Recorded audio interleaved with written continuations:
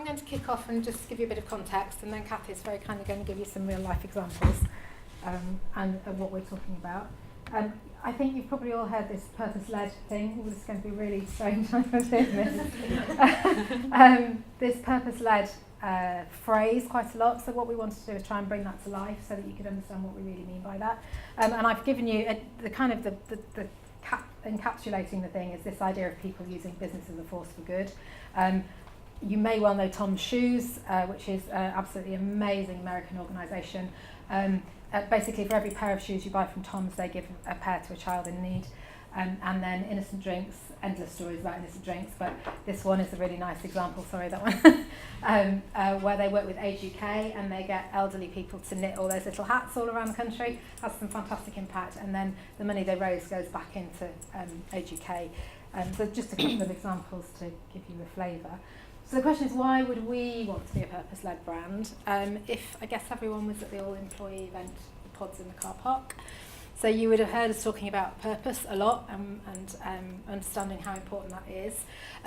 The question is kind of why? Why do we suddenly want this? Is this is this something new? Well, no, we've always had a clear purpose, but what we haven't done is really bring it out and bring it to life.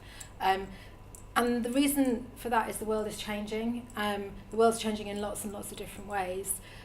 We're finding that in terms of human society, there's some major crises going on all over the world. I mean, clearly we've got things like environmental change and climate warming and resource scarcity and pollution, and we've got political issues like Brexit, we've got the Trump administration refusing to accept climate change, the NHS can't cope, everything is like in a mess really, and there doesn't seem to be any way of fixing it, and the public are kind of going, well, how's this going to be fixed? What does the future look like? And increasingly they're looking to business to do this, and as businesses are leading the way and showing that that's possible, they are increasingly expecting business to do that and saying that actually, do you know what, we're interested in organisations that put something back into society as well as making money. Lastly, there's a huge amount of research these days that says people prefer to work for a business that does some good in the world. I think you're all here for that, probably for that very, very reason. But in terms of future and sourcing talent, and particularly the millennial generation are very clear they don't particularly want to work for organisations that are only about money. So it's kind of from a business sustainability point of view alone, it's important. There's lots of words on there. What do we mean by a purpose-led business? First and foremost, the purpose is the absolute heartbeat of the business and the brand. It sits at the centre of everything.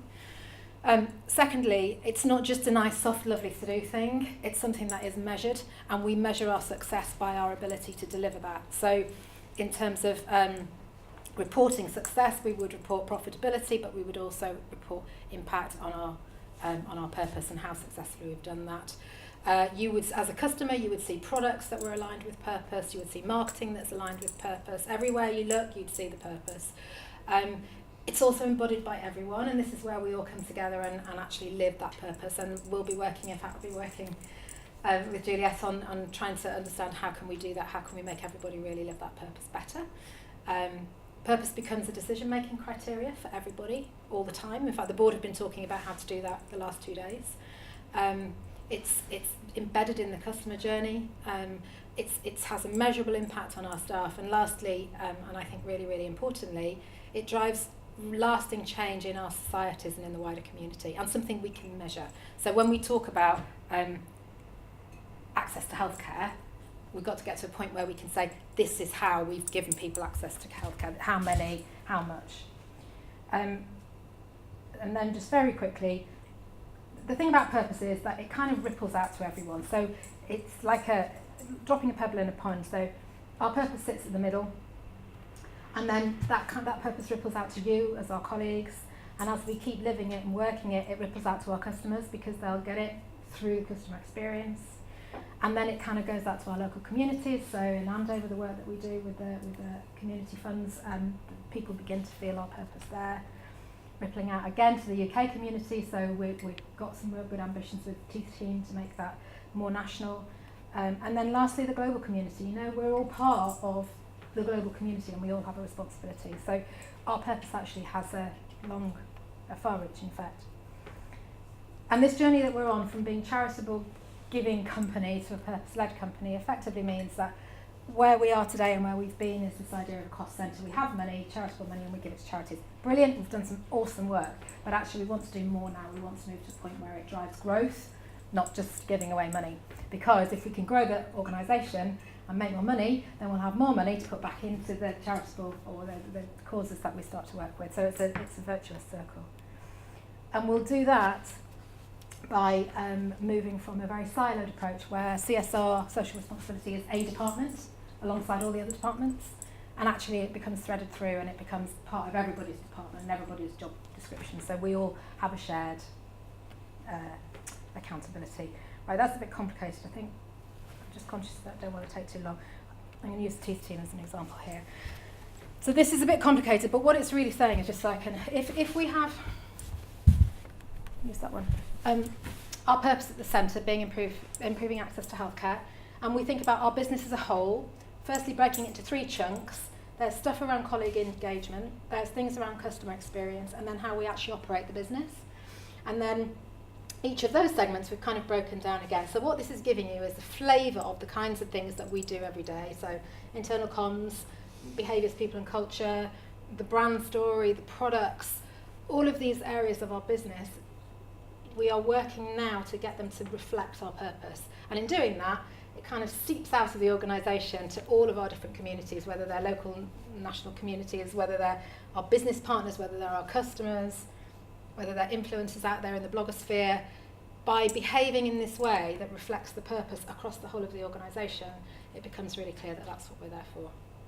I hope that makes sense. Sorry, it was said a bit at speed. I'm going to introduce to Kathy, who has come to talk from corporate citizenship, and what they do is work with lots of organisations to do this kind of work. So here, these are some more live examples for you. Yeah, so thanks, that's really helpful, Sarah, as a kind of a backdrop. And just to give you a bit of a introduction of who I am and why I'm here. So I am Kathy, that's me, this is me as well.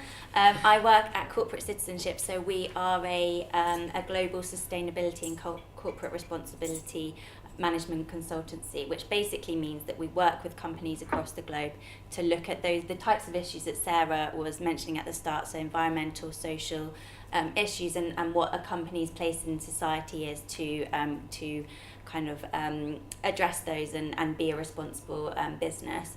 As part of that, we also run the LBG network, which Simply Health is a member of, which basically is a whole group of companies, again, across the world. It's about 200 companies that have got together to form a network to show how they're measuring what they're doing and what their contribution is to society. So it's looking at things like what you're giving, what the results are, how you're impacting on beneficiaries, and how you're ultimately helping the charities and the partners that you're working with. So really what it does is to kind of share best practice and learnings across companies so that everyone can kind of learn from each other and kind of move together in the right direction. So the thing I wanted to talk to you about today, which kind of underpins what Sarah was saying, was about purpose, is how are companies looking to create a bigger impact with what they're doing. And there are a number of examples that Sarah outlined about how can you leverage the customer journey, the colleagues, and also business operations as well. But what we've done recently is some research in kind of financial related services and professional services about how they're giving in with their corporate community investments. So basically that is the money that they are giving to their charity partners. And what we really found is that there is a lot of donations happening. There's a lot of donations on an ad hoc basis, and what we're really trying to look at is how those can be more strategic and create a greater impact for beneficiaries, and ultimately align with what the purpose of the businesses are. So just kind of underpinning the research we've done, what we've really found is markers of effective engagement in community investment. And I know this is a bit theoretical now, but I'll give you some examples in a minute, so hopefully you can just bear with me. So what we're really looking at here is aligned to the purpose of the business. How strategic are the contributions that you're giving? You're a healthcare provider? Are you engaging in healthcare charities, for example? focused as well. A lot of organisations we found in the past have had lots of different donations going to places all over, and they're not really focused in one area. So how can you improve that focus to create a bigger impact? Cooperative as well. One thing that we really kind of encourage and we're seeing more of is kind of a two-way engagement with partners, just to make sure that the money and the support that's been given is actually doing what it's set out to do in the objectives, and it's not just kind of throwing loads of money at something and never kind of seeing whether it's useful or not. And then inspirational. So Sarah mentioned a couple of examples at the start. Are they examples are they initiatives that make sense? Does it click straight away? Do people understand it? And is it something that your colleagues and customers and communities can kind of get excited about and want to join in with?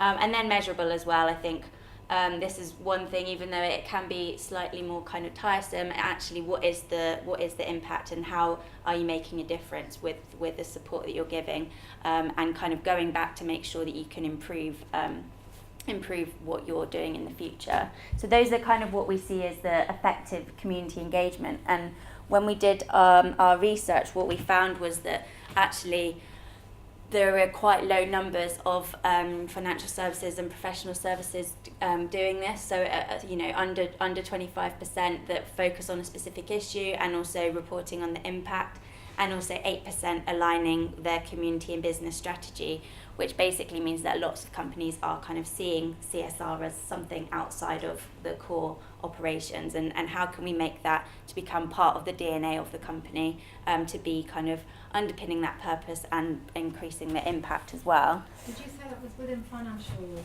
Yes, yeah, within financial services.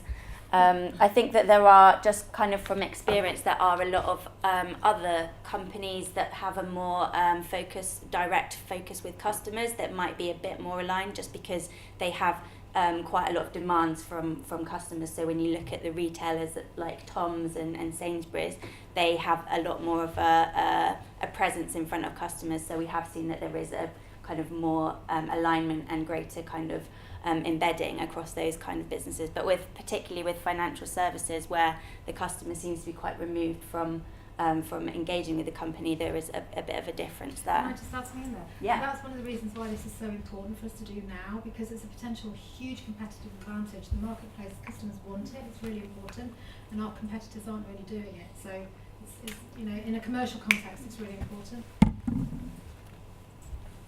And so I'm going to just go through a couple of examples, and these are specific examples of those that are actually doing this in financial services. There's four, we've kind of grouped them into 4 areas, and I'll talk through what those mean really. But basically the way that we've looked at this is that there was a challenge. So when we're talking about ownership, what we saw was a lot of organisations not actually focusing on one specific issue. As I said before, they were looking at healthcare, environment, education, but not actually focusing it in. And what they really found was that you can have better tangible outcomes when you do have that focus. So what we've seen companies doing is undertake exercises where they can think what issue can they address with their specific expertise, what resources do they have to do that, and how can they have a specific objective of what they want to achieve. And an example of this is Royal London. So they focused on a lot of kind of various different healthcare related issues, but what they decided was, as a kind of a pension provider, an insurance provider, that they wanted to focus on helping people with long-term or chronic conditions. And what that's been able to do within the organisation is kind of galvanise support from employees, so that they can choose, okay, which organisations do we want to support that has a specific focus on chronic conditions, and where they can really have more engagement with those organisations to see what that impact that they've had is. And the way that they came up with this is this wasn't something that was put from the top down. This was something that they did as an exercise with employees from across the organisation to decide what is it that we really think we should focus on. based on our kind of personal interests, our passions, but also what the business can actually do. And this has actually it resulted in the fact that so each office has a charity partner that they choose, so there's still kind of ownership by colleagues in each of the offices to focus on an issue, but this has actually increased the engagement with the community programme up to 81%. So people are more engaged with it because they feel like they have more say on it and they can really see what the impact has been in that specific area.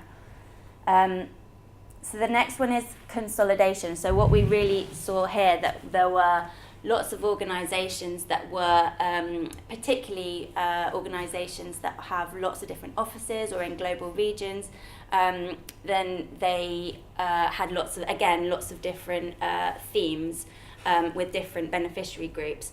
But what they've done is consolidated all of these under kind of one banner. So it might have been that there is a youth engagement programme, I'll show you an example in a minute, but how can you bring in focal points and within one topic to make sure that it's under kind of one banner that people can kind of get behind, but having that local flexibility for people to kind of choose what they want to do. So an example of this is Deutsche Bank.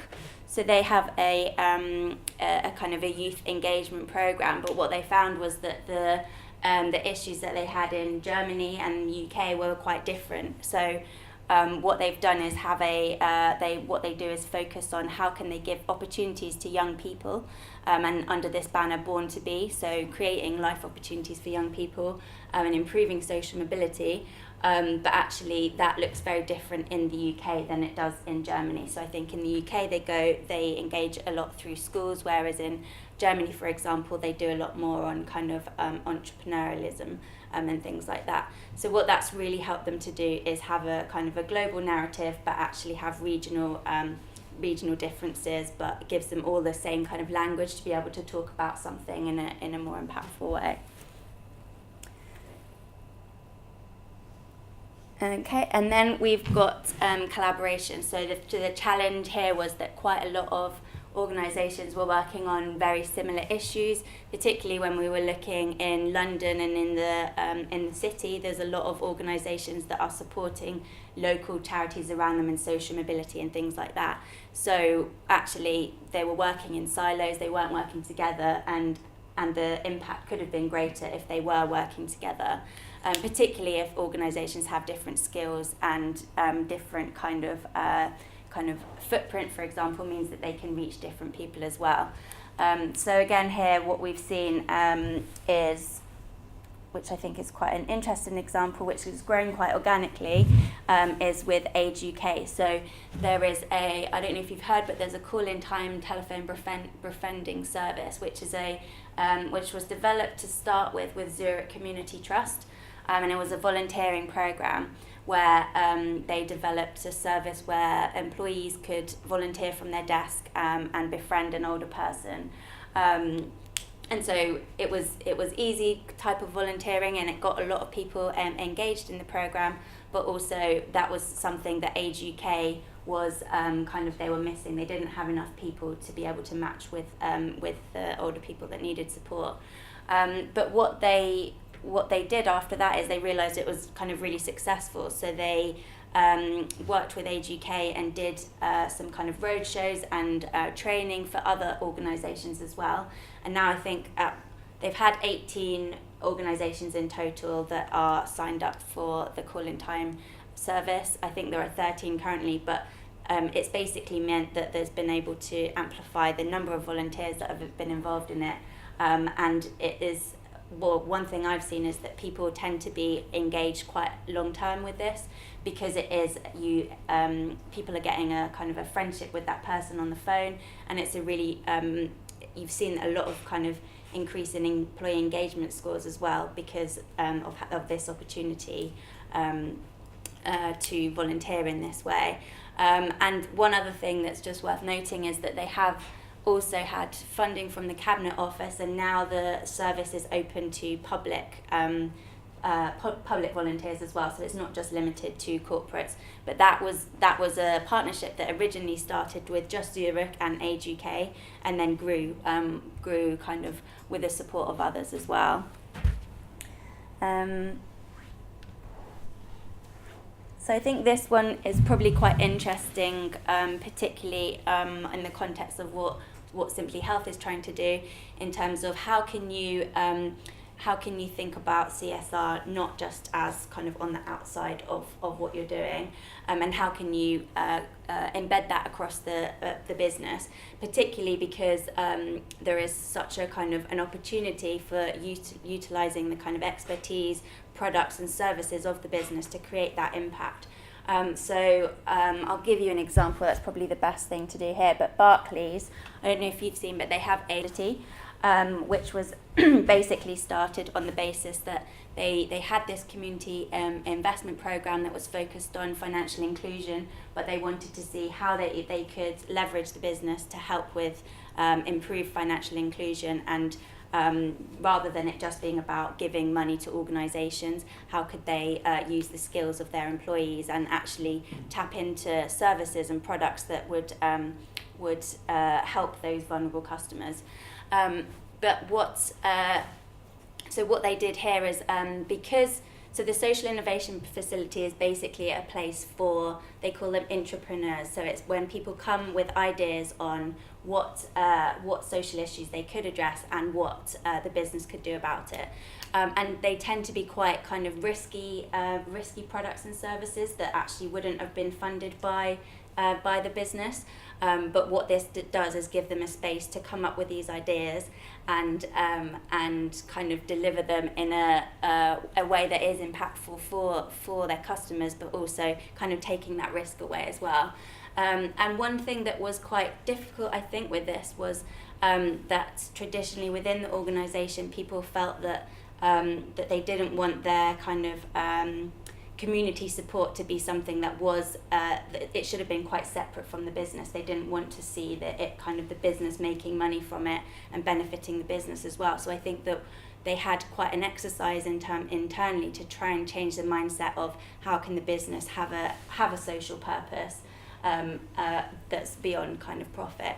And so this is just one of the ways that they've done that in terms of looking at what their purpose is. And a couple of things that have come out of this is, so the armed forces banking proposition, that's some kind of services and products that they offer to people that used to be are in and used to be in armed services with kind of preferential rates, but that was something that wouldn't have been done by the business alone if it was not for the innovation facility. And also the Barclays Women in Leadership Index, so that's it's a kind of investment index which looks at companies that have leadership, women in leadership positions, and kind of puts more investment into those types of companies as well.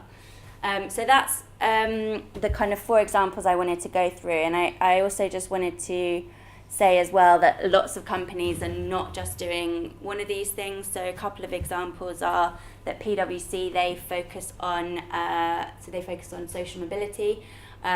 This is one thing that they do is because of the kind of accountancy profession is normally has quite a lot of issues with social mobility. They've really put this back into their recruitment processes to try and improve their pipeline. So it does have this kind of tangible business benefit, but they're also kind of collaborating externally. So they are part of a social mobility accountancy industry group where they all work together on how they can improve social mobility in the industry.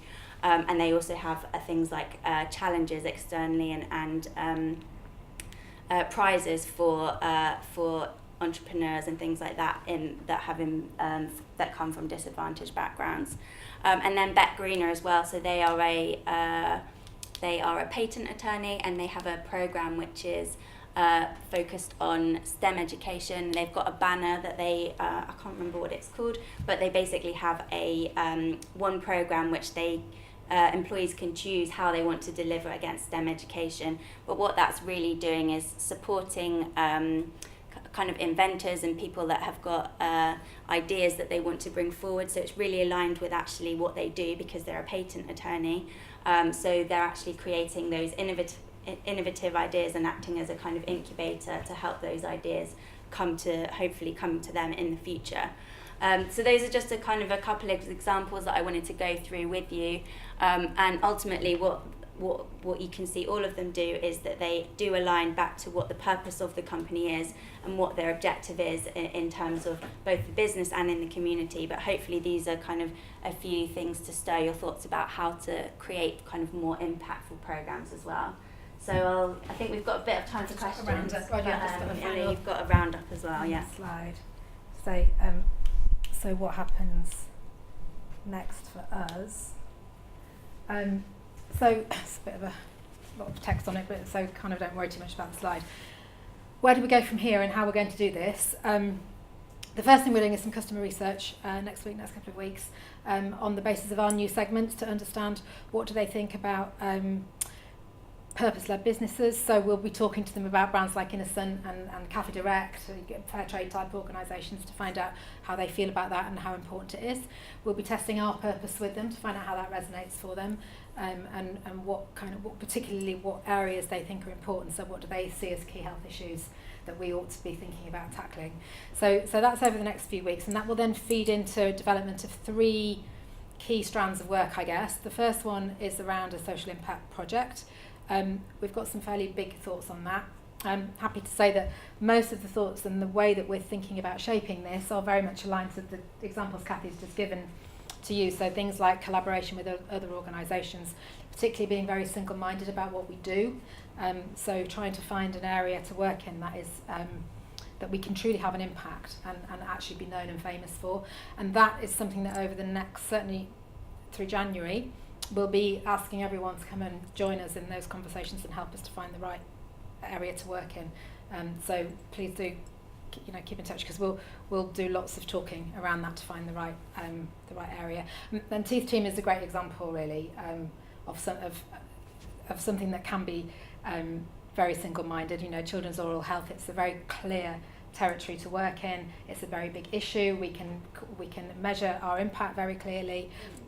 As a model, we've tested it, we know it works, so potentially we could look at making that a much more national initiative. So I kind of use that as a really good example of what's currently a small project, but that we could actually expand in a big way with other partners. So we'll be working on the social impact programme. We're also working on our environmental impact and having a look at that, because as a responsible business in the global community, we have a duty to ensure that our carbon emissions are as low as we can make them, and that we're not wasting trees and all that kind of good stuff. So as of Friday, we're kicking off a project with some consultants who will come into the business and help us to make a plan. They'll get their measuring sticks out and measure things like how much carbon we're emitting, and then they'll work with us to get a very clear set of targets and very clear steps to get there. So pretty much wherever you work, you might hear them around or see them, because it will reach into all bits of the business. And then lastly, the people side of things is really crucial. Obviously, we do lots of volunteering. We offer lots of opportunity for volunteering. I think those examples you gave are really helpful. We're looking to how can we really increase engagement with volunteering, but also overall employee wellbeing, working with Juliet and considering how do we bring all this together to make people feel really fantastic about working here, and how do we make it a great place to work. So all of those things will become one programme. Haven't quite figured out what it's called or what it looks like or any of that stuff yet, but it will become a kind of a complete programme. And then once we're clear about that, the next step really is to really drive it into the business and integrate it. So that slide that I showed you before, where the CSR social impact is across the organisation instead of being a separate department, that's really the next step for us, is to begin to figure out how do we weave it into every department. So hopefully what you'll hear is more of us talking about this stuff and more opportunities to get involved and to do stuff and to help us draw it all together. So I hope that's kind of given you a bit of a flavour, but I think that's the last slide. Does anybody, any thoughts, any moments of inspiration, any questions, anything anybody wanted to say? No? Sounds really good. Good. Exciting. Yeah, well, please do.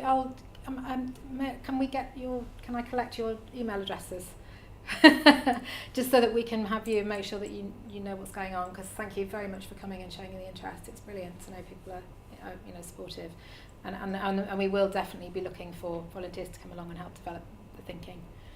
Because the very fact about making sure that it's registered through the whole organisation means that we need people from across the organisation to be engaged and to join in and to help us. So yeah, it's great. Thank you. Thank you for taking the time in your lunch break, and give us a shout. Any questions?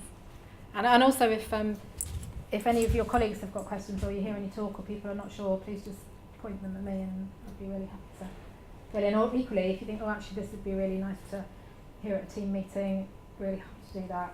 But as we go along and we get it a bit firmer, then yeah, you'll be sick of me talking. I think, like you said, giving the examples helps it make sense in our heads. Yeah, I've heard of Tom, and I know that they do that, but actually, of course, that links to their purpose. Yeah.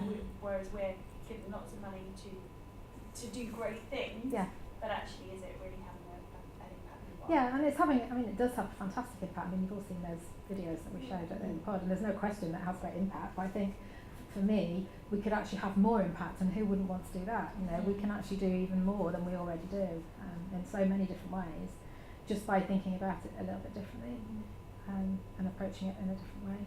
So yeah, we're all about doing more. That's what it's for, really. I can let you know the names then. Yeah, thank you. Everyone's happy. Yeah, Cool. great. Okay. Thank you very much. Thank you.